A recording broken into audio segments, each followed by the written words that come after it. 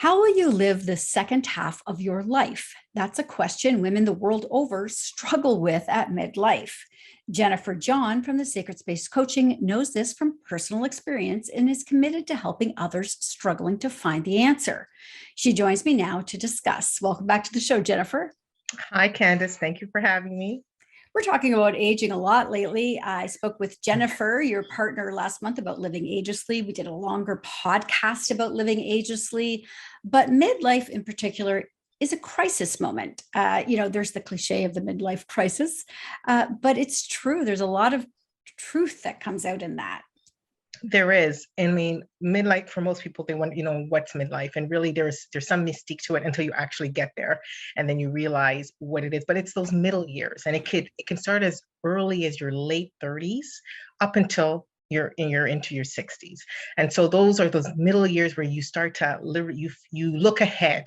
And when you're looking ahead, you start to think that there are less years ahead of you than there were behind you. And so that can cause people to have some sort of anxiety. They're creeping into that new chapter of their life with some dread, some, feeling anxious about what lies ahead, and feeling almost as if the best years that they've had are behind them rather than ahead of them. And it's funny, I've had some conversations with other women who talk about midlife and, they don't realize they were going through a crisis per se until well after the fact when they're able to reflect on it and say, oh, that crazy behavior was because of midlife. Right. And so, like it's how you perceive those middle years really determines whether or not you're going to experience more of a crisis as opposed to a time of greater happiness, greater fulfillment and satisfaction. And so some go into it and feeling, bouts of depression because you're doing a lot of soul searching or reflecting, and they hit this stage where they start to feel regret almost of some of the things, life experiences are not having the expectations that they had for themselves. They weren't able to fulfill in their lives, at the time that they believed that they were going to get fulfilled, like getting married or buying, the house that they always dreamed of, or, just different milestones that, we have, that we put expectations that we put on ourselves or that society puts on us or that we even see in the media. And so not hitting those milestones can cause some to have some sort of regret, which can lead to depression, times of depression, of doubt, of just frustration, and almost a sense of anger of, I'm here now and what now? Like there's nothing better ahead for me. And so that feeds again more into that feeling of going through a crisis. I have a very close friend who's going through this right now and feels this incredible resentment building in her. And I keep coming back to the conversations we've had over the last year about mindset and how it's so important. For me, I think my midlife crisis, as it were, I was going through a divorce and so on, all these things. I prefer to frame it as a midlife awakening. I feel that I've become a much better person at this stage of my life. How much does mindset play into this time? Mindset plays in heavily into this time, like anything else, right? How you perceive something going into it pretty much has a very large impact on how you will experience that situation or circumstance. And so the mindset is very key. To have the right sort of mindset of, this is a time of transition for me. This is a time of exploration. This is a time of me just enjoying more, or even, discovering more of myself, as opposed to dreading it. And it also depends on the certain things that you're going through at that time. For some, like, as you mentioned, it's a divorce. For others, it's, aging parents. Some may be sickly. They themselves may be going through a health challenge. And so it sort of frames the way they view those middle years and going into it that really has an impact on what it is that they're going to experience as they go through it. Right. I mean, and again, it's the whole glass half full, half empty thing. Right? Exactly. So what are some tips then, or some tools we can use to shake the negativity that is attached to a midlife crisis or midlife in general? As you said, one of the important things, again, it goes back to mindset, cultivating the right mindset as you're going into these middle years. Looking at it and say, you know what? When you look back over your life, you've gained so much experience. You have so much wisdom. And now you're better armed to go into this next chapter of your life. So if you embrace that sort of mindset that I have something to contribute, I have value and I can add value, and that what is ahead of me is just as productive, perhaps in a different way, than the years behind me.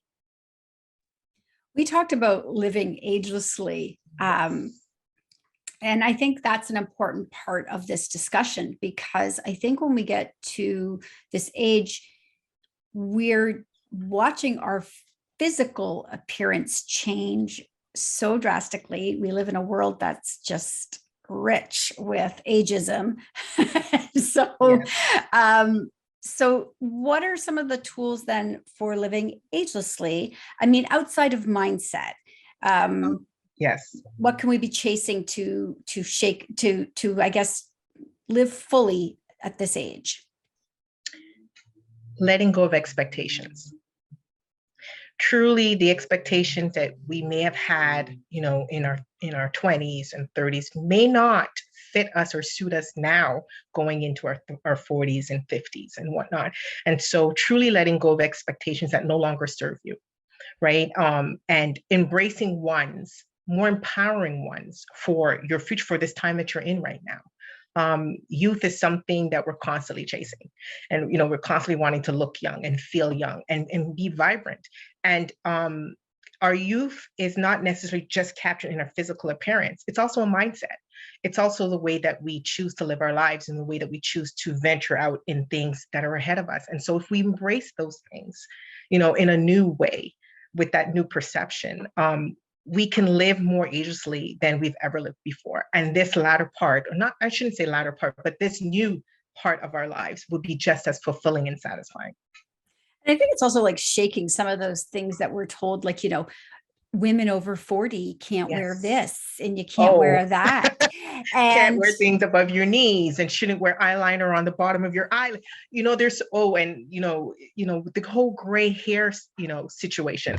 And so you're hearing more and more are saying that they're choosing, some are choosing, and it's, every woman has their right and has their right choice to choose whether they want to go fully gray or whether or not they want to continue, dyeing their hair, whatever the case may be. And so, you have that, and that feeds into the feeling of feeling youthful and feeling young and feeling, vibrant. And so definitely there's so much that plays into it, especially with media and society. And so, and I think if we start to distance ourselves from these things and basically not compare ourselves to others, but truly carve out our own path for ourselves. What does aging look for us, and how can we do it more gracefully, so that we still hold on to feeling attractive and feeling confident and feeling assured of ourselves and not losing that. yeah, I think as important it is to let go of our expectations, it's also important we let go of the weight of other people's expectations on us. Exactly. It's so true, because we can get so easily caught up in that and start comparing ourselves and start, thinking that we're not good enough, we don't look good enough, and that feeds into other areas of our lives, our confidence, our assuredness. So yes, we definitely have to start letting go. And again, letting go of these mindsets, letting go of these expectations, these assumptions that are not serving us well. And all of this ties into getting unstuck. And no matter where we are in our life, it's all tied to, we can get stuck in a mindset, we can get stuck with our expectations or other people's expectations. So you help people with a 21-day challenge.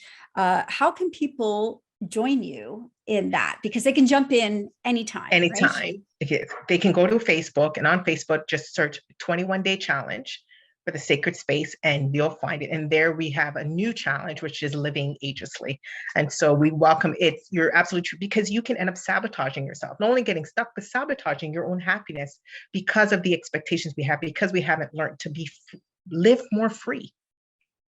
Right. It's brilliant. And it sounds like something we should be able to do. But unfortunately, a lot of women get to this age and they just don't know how to turn it from a crisis into, something really happy and joyful. So I hope people will join you on the 21-day challenge. As always, Jennifer, great discussion. Thank you so much for joining me. And you'll be back again next month.